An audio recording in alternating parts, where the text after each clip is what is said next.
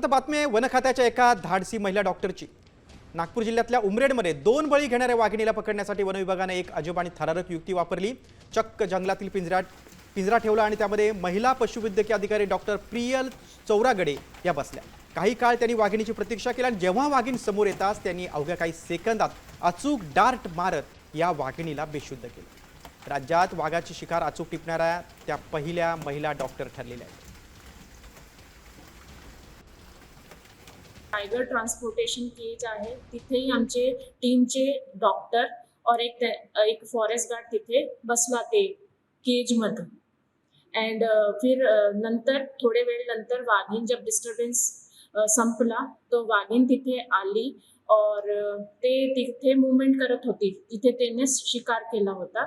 End right movement पर आमची doctor Priyal आहे, इसने एक डार्ट केला और सक्सेसफुल पण झाला।